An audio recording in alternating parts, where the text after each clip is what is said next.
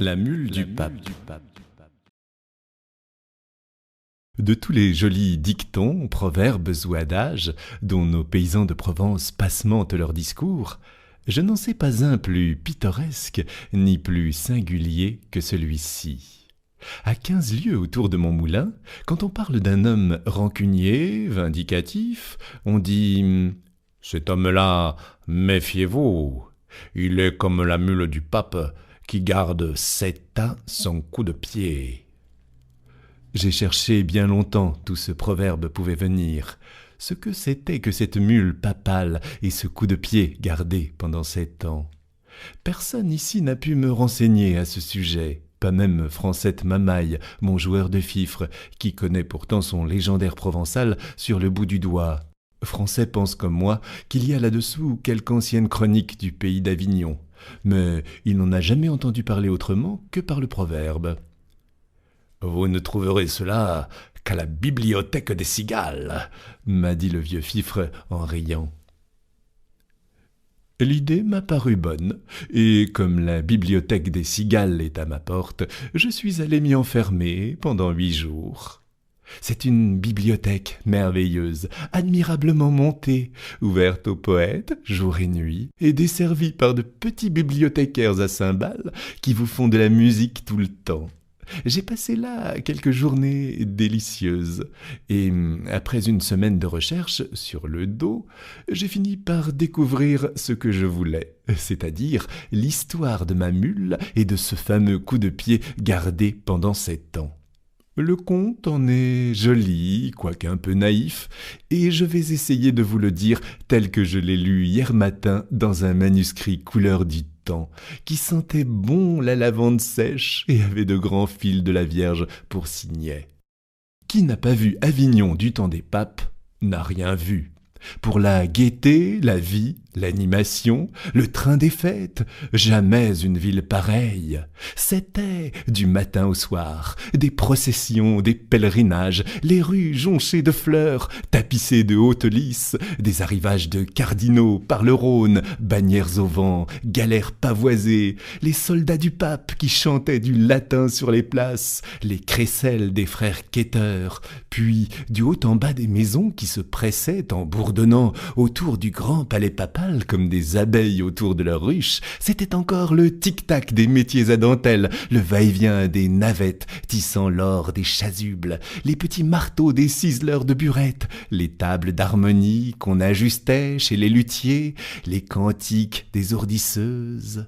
Par là-dessus, le bruit des cloches, et toujours quelques tambourins qu'on entendait ronfler là-bas du côté du pont. Car chez nous, quand le peuple est content, il faut qu'il danse, il faut qu'il danse. Et, comme en ce temps-là, les rues de la ville étaient trop étroites pour la farandole, fifres et tambourins se postaient sur le pont d'Avignon, au vent frais du Rhône, et jour et nuit, l'on y dansait, l'on y dansait. Ah, l'heureux temps, l'heureuse ville. Des hallebardes qui ne coupaient pas, des prisons d'État où l'on mettait le vin à rafraîchir. Jamais de disette, jamais de guerre. Voilà comment les papes du comtat savaient gouverner leur peuple. Voilà pourquoi leur peuple les a tant regrettés. Il y en a un surtout, un bon vieux, qu'on appelait Boniface. Oh, celui-là, que de larmes on a versé en Avignon quand il est mort. C'était un prince, si aimable, si avenant. Il vous riait si bien du haut de sa mule. Et quand vous passiez près de lui, fussiez-vous un pauvre petit tireur de garance ou le grand viguier de la ville, il vous donnait sa bénédiction si poliment. Un vrai pape d'Yvetot, mais d'un Yvetot de Provence, avec quelque chose de fin dans le rire, un brin de marjolaine à sa barrette, et pas la moindre Jeanneton. La seule Jeanneton qu'on lui ait jamais connue à ce bon père, c'était sa vigne. Une petite vigne qu'il avait plantée lui-même à 3 lieues d'Avignon, dans les myrtes de Châteauneuf.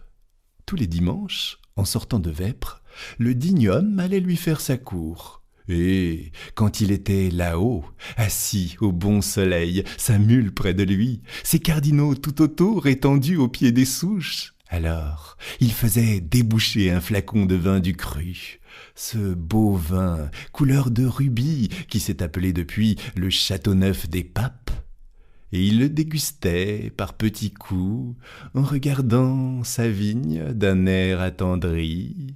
Puis, le flacon vidé, le jour tombant, il rentrait joyeusement à la ville, suivi de tout son chapitre. Et lorsqu'il passait sur le pont d'Avignon, au milieu des tambours et des farandoles, sa mule, mise en train par la musique, prenait un petit amble sautillant, tandis que lui-même, il marquait le pas de la danse avec sa barrette, ce qui scandalisait fort ses cardinaux, mais faisait dire à tout le peuple « Ah, le bon prince! Ah, le brave pape !» Après sa vigne de Châteauneuf, ce que le pape aimait le plus au monde, c'était sa mule.